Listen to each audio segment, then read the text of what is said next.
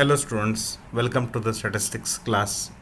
So in today's session we shall begin with game theory.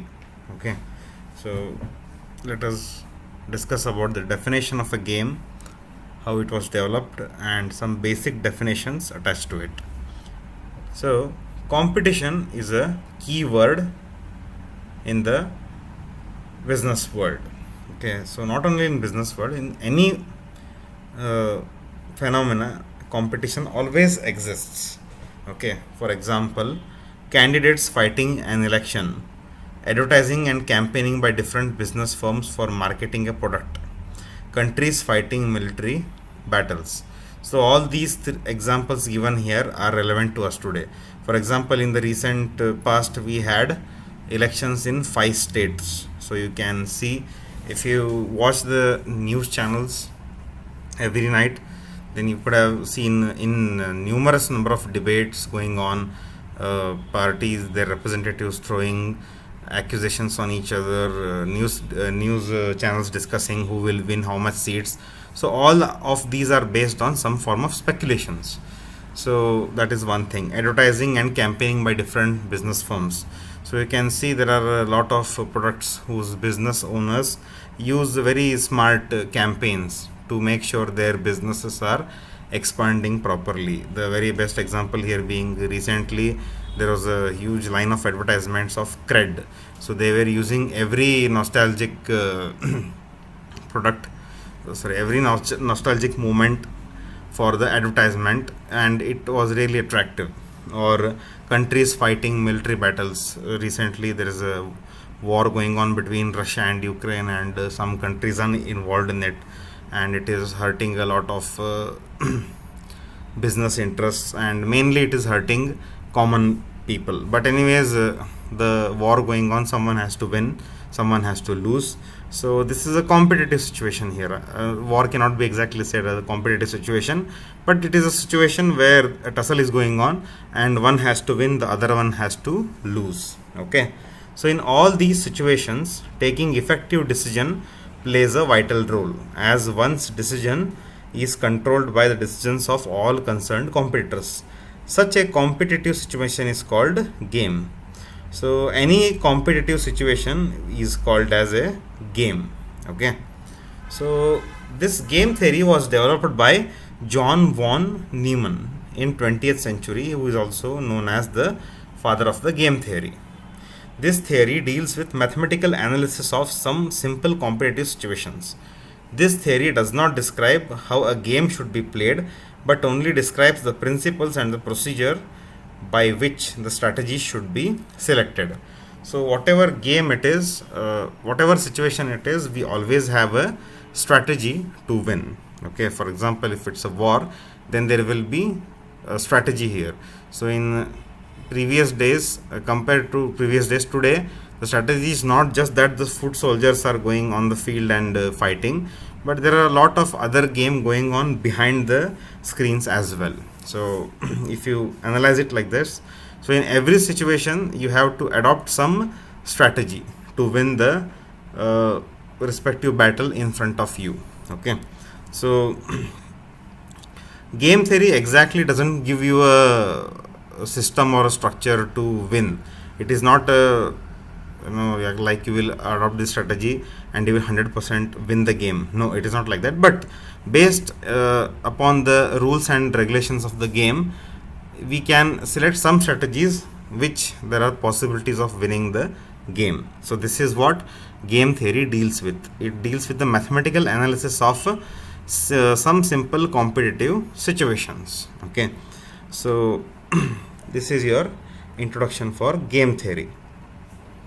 Properties of a competitive game. So a competitive situation will be called a competitive game if it has the following properties. So some properties make a competitive situation as a competitive game. What are those? Let us look at them one by one.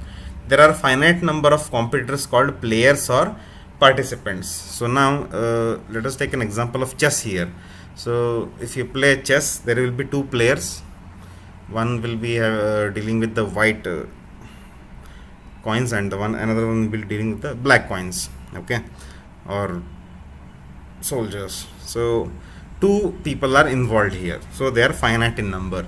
Okay, or two teams. Any you can take any game, it will be having two teams. Or if you have a competitive shows like KBC, then there will be 10 participants, out of which one participant will be selected on the basis of how fast he answers a particular question. So again, there will be only 10 members here, and those are finite numbers. Okay, each player has a finite number of courses of action. These courses of action need not to be same for each player. Let me take an example of cricket here. For example, there will be a fast bowler, there will be a spin bowler, there will be a medium paced bowler. In the batsman, there will be a right hand batsman, there will be a left hand batsman. So the finite number of courses for of course of action for the bowler is he has to throw the ball in a with a particular action with whatever style he chooses. He may throw an Yorker, he may throw a swing, he may throw an outswing, or he may throw a medium paced ball, whatever it is. Okay, so he will be having a very finite course of actions here. Okay, same for the batsman. Next, third one. A game is said to be played when each player chooses one of his course of action from the list of courses of action available to him. These choices are assumed to be made simultaneously so that no player knows the choice of the other until he has decided his own. Again, let me come to the cricket example here. So, in the cricket, the bowler is said to have made his move when he throws the ball with his regular action. So he might choose to throw an Yorker, he might choose to throw an outswing, he might choose to throw a slow ball. Whatever it is only known to him.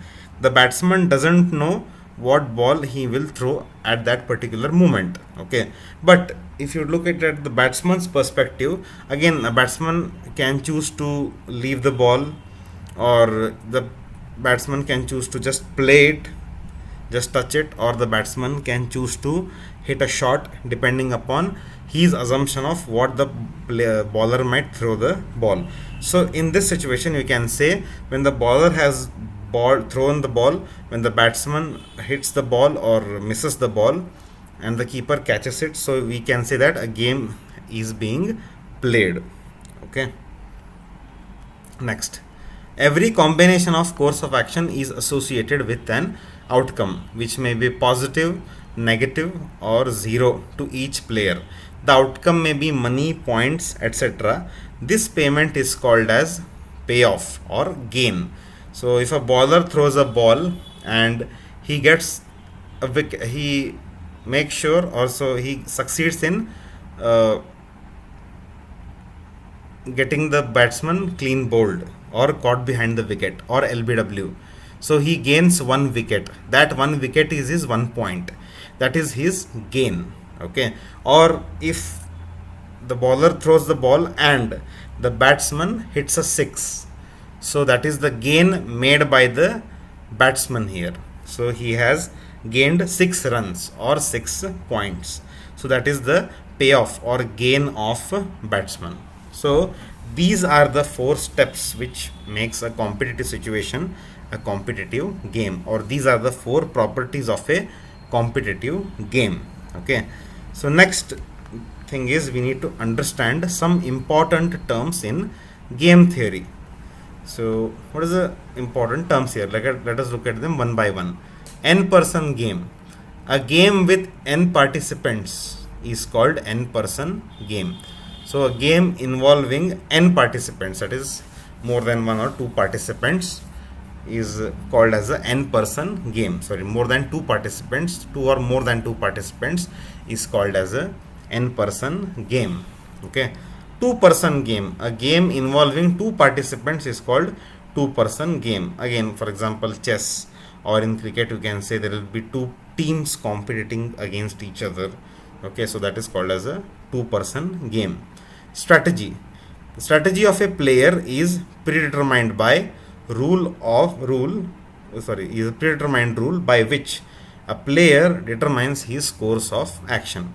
So strategy of a player is a predetermined rule. So when a bowler wants to bowl, so he will set his field accordingly. So probably he want to bowl he want to throw a slow ball, assuming that the batsman will hit it in a wrong way, and there might be a possibility of a catch. Okay, so what he does is he makes sure he has set his fielders in the right position, and he will, after setting it, he will throw the slow ball, assuming that the batsman will hit it in the wrong way.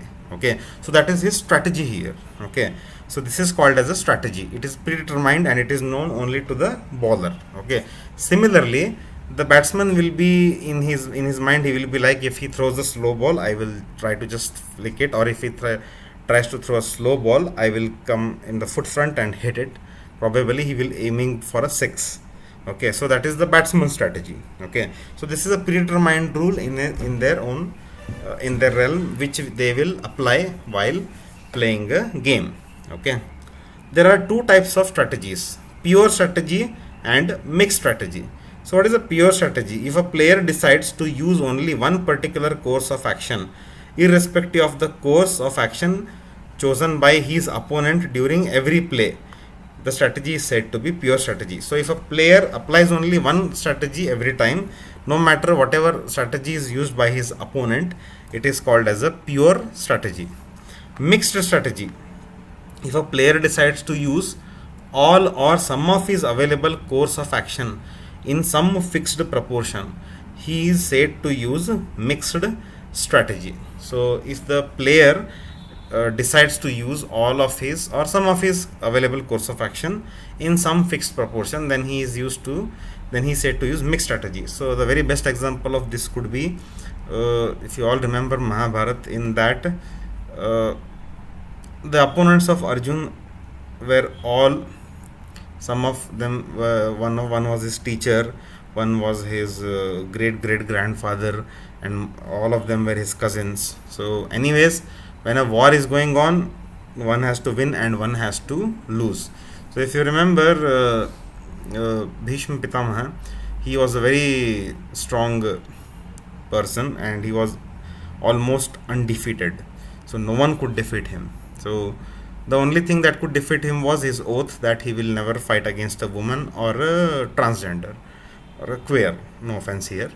So what strategy was applied here was, during the war, transgender was brought and kept in front of him for fighting.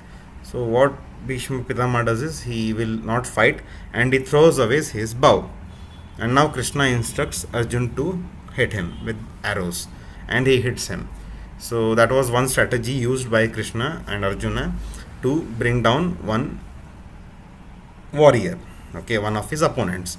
So the same strategy will not work again. It was it was Bhishma Pitama's oath to not fight against a woman or a queer, but it is not the oath of other warriors as well. For example, in case of Dronacharya, they had to apply some other strategy. So what here happens is, Krishna tells Yudhishthira to tell a lie, and Yudhishthira refuses it. So what does Krishna does here is, he tells him to say that Ashwathama is dead.